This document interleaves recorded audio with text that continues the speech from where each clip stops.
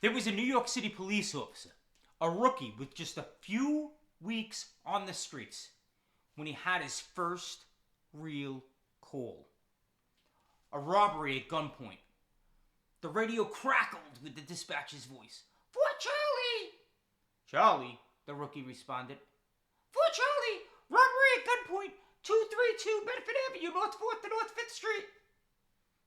On went the lights, and off they raced. As he and his partner, a much more senior officer, approached the storefront, the suspect came walking out, locked eyes with them, and the rookie could see and hear the senior man saying, "Don't do it. Don't do it." You see, in that moment, that suspect had a couple of options. He had to make a choice. That suspect could point the gun right at them. The suspect could give up. The suspect could just walk back into the store and take hostages. Or he could bolt down the sidewalk. And that's exactly what he did. He bolted down the sidewalk. And as he did, the officers jumped out and gave pursuit. The suspect turned the corner. The senior officer, not missing a beat, went right around the corner after him. The rookie, now, his nightstick falling out, his stuff bouncing around, the rookie screaming over the radio, for Charlie, for pursuit! Bedford towards North 5th. The rookie giving the update, for Charlie, North 5th towards Berry, because the suspect had made that turn. The rookie, who's fresh out of the academy, was taught never to blindly run around the corner. That corner's bite. You've lost sight of the suspect. You don't know where he is or what he's planning. And this suspect has a gun. So as the rookie approaches the corner, out of breath, his heart pounding, sweating profusely, fear piercing through every vein in his body, clutching the radio in one hand, his revolver in the other, he has to make a split-second decision. Does he go right around that corner and keep up with his partner? Or does he take the corner like he was instructed to in the academy? Does he take it slow and meticulous? The rookie has to make that decision like that. And the rookie chose to go right around that corner so that he'd keep up with his partner. And what he saw after that brought him relief. He saw his partner making the arrest. After the dust settled and they were back at the precinct, he walked up to his partner. He said, "Hey, Jack, weren't you afraid of running around the corner? How'd you do that so quickly?" Jack's response resonated so strongly with that rookie that he still uses it to this day. Jack responded, "If I don't go around that corner, then who will? If I don't go around that corner, then he gets to terrorize another day. Not on my watch." Jack just walked away, leaving the rookie there to contemplate that. Not on my watch. Not on my watch. That NYPD rookie was me. And 30 years later, I'm still using that same mantra to snap me out of fear and back into reality. You see, fear is very real. I actually use that fear as a yield sign, that mantra as a yield sign. No different than a yield sign on a roadway. I feel the fear coming on, yield sign. Just like when I'm driving, I come upon a yield sign and I slow down, right? I look around. Is it safe to proceed? If it is, I do. Otherwise, I stop and I make a new plan. I let the car go. When I feel fear creeping in, when I feel those butterflies in my belly, I slow down, I assess, and I decide. Did you know physically that fear and excitement are the same thing? Sweaty palms, sweaty armpits, increased heart rate, respirations increase. Your body's becoming hypersensitive to what's going on and readying itself to take action. So what is it then that determines if we go into fear or we go into excitement? The thoughts we're having. the story we're telling ourselves? Are we focused on the negative? Do we have a negative default mindset of what could happen? Or are we in the positive default mindset? Now that we slowed down, we use that mantra to slow us down and realize that fear is creeping in. How do we transform ourselves from the tenseness of fear to the relaxed state of excitement? Right? That's where my mantra comes in. That's where I use my mantra. I focus on this formula. Mantra plus thought equals change. Not on my watch slows things down. It lets me assess the thoughts. It lets me replace the negative with, I need to help people. And that allows me to move forward. I use the mantra in real estate all the time also. I use it, my mantra, everywhere. It lets me take a second. The mantra is the pause. The time I ask myself, is this truly fear? Is it real or is it imagined? Is my unconscious picking up on something that I missed? Or is this fear coming from me moving into the unknown?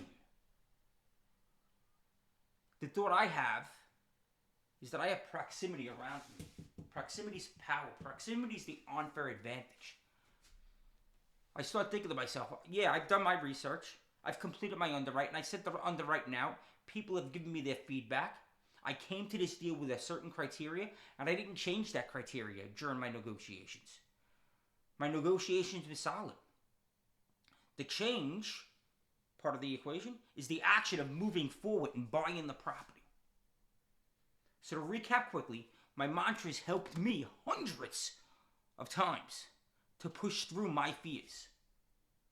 I use that mantra as a yield sign to slow things down just a hair. I move from automaticity into intentionality. That fear isn't our enemy. Fear is our ally. Amelia Earhart says, she has a quote, fears are just paper tigers. And when I reflect on that, when I started my real estate, I had the fear of calling brokers. What if I'm disturbing them? What if they realize I'm new to all of this? I'm not a seasoned investor. What if I don't understand what they're talking about? What if they ask me something? That was a big one. Like I wasn't going to have an answer for them. When in reality, I built the foundation. I read the books. I learned the lingo. I could carry on a conversation at a meeting with anybody on real estate, specifically multifamily. I knew what questions to ask. And besides all of that, brokers need buyers, and I'm the buyer. So as long as I wasn't a complete ass, right? As long as I wasn't a complete noob and I completely fumbled over it, I'd be fine. They'd get to know me, and they'd see my skill, and a wonderful relationship would be built. And that's exactly what happened. Now, after I went through that, the same thing happened starting to go direct to seller. I would have the same butterflies. The butterflies would creep in. The mantra would then take over. In the beginning, that didn't always happen right away, though. The mantra didn't, boom. When Jack taught me that lesson with that robbery suspect, I didn't immediately use that the next time fear crept in. I actually started to lose my composure. I was searching a warehouse for a suspect. And all I could think about was how this guy was going to jump out into the dark and get the jump on me. And I wasn't going home that night. Somehow the mantra popped into my thoughts. And the mantra actually calmed me down because it began to refocus why I was there. That I was the line between good and evil. So I challenge you to create your own mantra. And that mantra could be anything. For me, it was not on my watch. For you, it could be balloons, balloons, balloons. Cake, cake, cake. Light, light, light. It doesn't matter what the mantra is. The only thing that matters is that mantra, it becomes triggered when you feel the fear. You feel the fear, it triggers the mantra, and you take that pause and you regroup. You practice using it. And know that in the beginning, it's going to take time. But if you stick with it, if you use it time and time again, the fear will be the trigger that brings the mantra to the forefront of your thoughts. And then that mantra becomes the yield sign. And you work the process. It took me a long time. It took me a couple of years before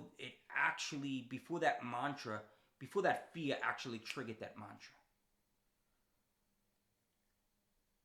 The key was I never beat myself up over it. You just learned this. I just explained this. I just gave you my experience. And something that really, really helped me then and helps me tremendously now. But I don't want you to look at it as, oh, he can do this like immediate. No. It takes time. So don't beat yourself up. That's one of my golden rules. Don't beat yourself up. You learn the process. You're going to go out there. Fear is going to conjure up. You're going to have the butterflies and you're going to forget to create the mantra, or you're not going to use the mantra that you created. No big deal. Because you thought about it. You're starting to activate it in your RAS, your reticular activating system. You're starting to tell your mind what to pay attention to. I'm paying attention to using this mantra. It's going to take time. You absolutely can do it. I did it. It works for me. It will work for you. So just get those reps in, right? And the more reps you get in, the more you do it, the more you think about it, the more it'll happen, and it'll start happening closer and closer to the incident, and then it'll happen in the incident, and then it'll happen and you won't even realize it's happening. That's how we build some habits, and this becomes a habit that gets built. Guys, we live up here in the numerator, never down here in the denominator, right? Results over excuses, that's what we believe in. Go out there today. Be unstoppable! Crush it, guys. I absolutely love being here with you. Have a great day. Go out there and crush it.